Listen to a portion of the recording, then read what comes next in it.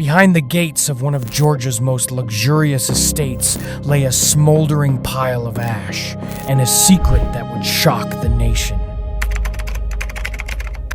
On a hot July afternoon in 2018, deep in the wealthy suburbs of Cherokee County, Georgia, a local sheriff's deputy pulled down a long, winding gravel driveway on Purcell Lane. To any outsider, this 10-acre estate was a picture of absolute southern luxury. A multi-million-dollar home, manicured pastures, and pristine barns. But 100 yards from the main house, a dark, smoldering fire pit was giving off a foul, suffocating odor. A family member clearing brush had noticed something strange sticking out of the ash. At first, they thought it was an old mannequin, or perhaps a dead farm animal. But as the deputy stepped closer, pushing through the soot and embers, the horrific reality set in. Buried beneath the charred logs were the severely burned remains of 58-year-old Gary Farris, a highly prominent, wealthy Atlanta defense attorney. Initially, police wondered if this was a tragic accident, a medical emergency while tending to his farm. But within days, a single, horrifying piece of evidence turned a tragic accident into a twisted murder investigation. An investigation that would rip a wealthy family apart, turning a mother and her own children into bitter enemies. Today, we are mapping out one of the most toxic, deceptive, and physically baffling family murder plots in recent history. To understand how Gary Farris ended up on a backyard burn pile, we have to look inside the walls of his multi-million-dollar estate. Gary Farris was a force of nature. Standing at a massive 6'4" and weighing over 300 pounds, he was a brilliant and successful partner at the prestigious Atlanta law firm Burr & Forman. He had been married to his wife, Melody Farris, for 38 years. To the community, they were the elite. They had raised 4 children, built an empire, and retired to a peaceful farm. But behind closed doors, the multi-million-dollar paradise was rotting from the inside out. The 38-year marriage was completely dead. Gary and Melody lived in the same massive house, but in entirely separate wings, living completely separate lives. The tension between them was heavily driven by 2 things that destroy marriages every day: bitter financial disputes and betrayal. Years prior, in 2009, Gary had discovered Melody was having a secret affair. Though they stayed together under one roof, the trust was entirely gone. By 2018, things had reached a boiling point.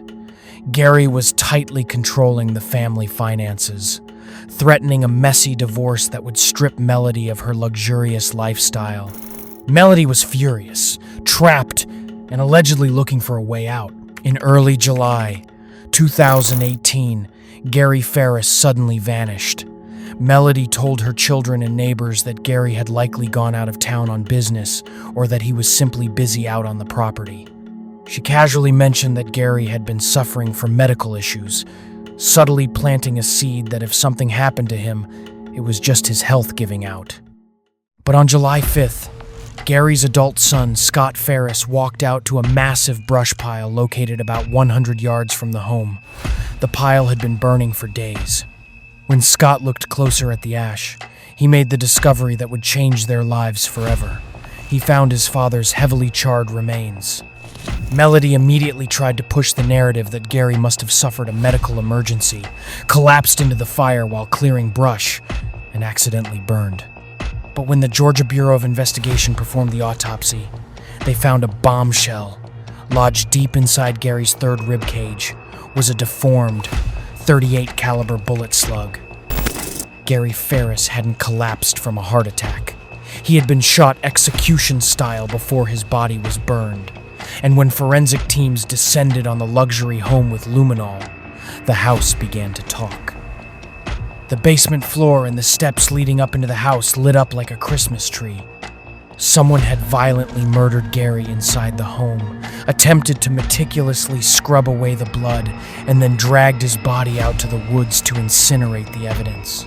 As detectives looked at Melody Farris, they ran into a massive, glaring problem of physics. Gary Farris was a giant of a man over 300 pounds.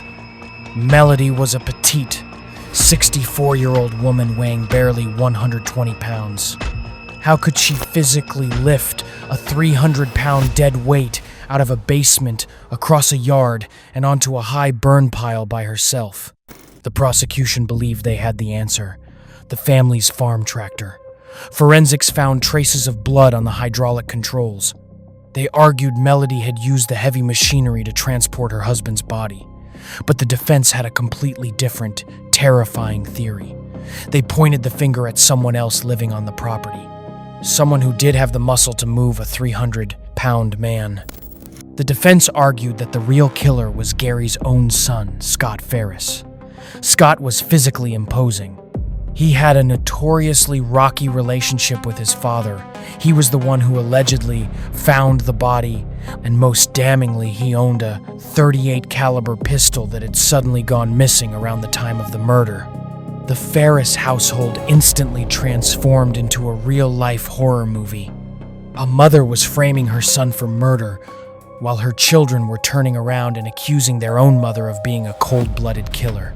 It took 6 long years for the case to finally go to trial in October 2024. Over 18 grueling days, prosecutors laid out a mountain of digital evidence. There was blood found in her home.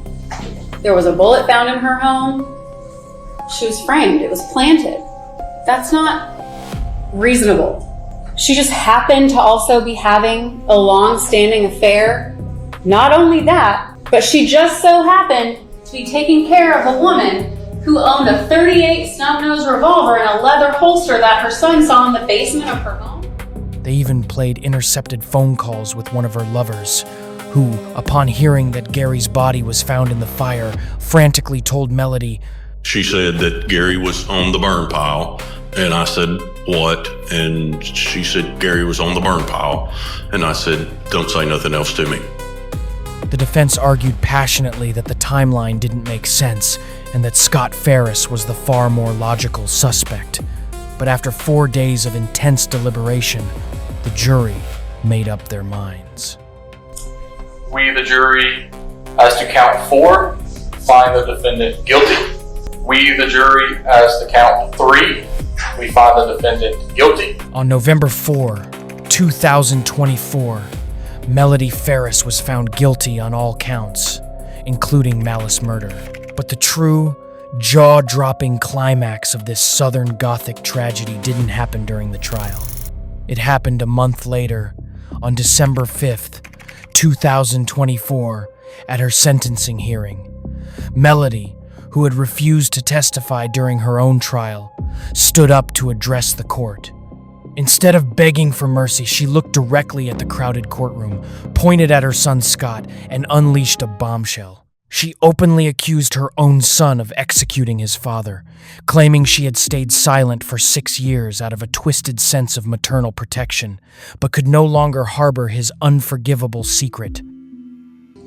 I have waited for years to make this statement to everyone. I want the world to know who did this. I have always heard that the courtroom is the last place you're going to get the truth. And has that ever been proven to be the truth in this case? Not only did I not do this, I know who did. I know Scott killed his father. The judge was entirely unmoved by her last-minute accusations, dismissing them as the desperate lies of a master manipulator. Melody Farris was sentenced to life in prison with the possibility of parole after 30 years, a sentence that ensures the 64-year-old will likely spend the rest of her natural life behind bars. The story of the Farris family is a chilling reminder that sometimes the most dangerous places on Earth aren't dark alleyways or dangerous cities, but the pristine, multi-million-dollar homes of the people we think we know best. A brilliant father dead, a mother locked away forever, and a family completely annihilated by greed. What do you think? Was Melody Farris a calculating killer who used farm machinery to hide her crimes? Or is there a sliver of doubt left on that Georgia farm? Let me know your theories in the comments below. If you want to keep mapping out the world's most fascinating and dark criminal minds, make sure to hit that like button, subscribe to Criminal Atlas, and turn on notifications. Until next time, stay safe out there.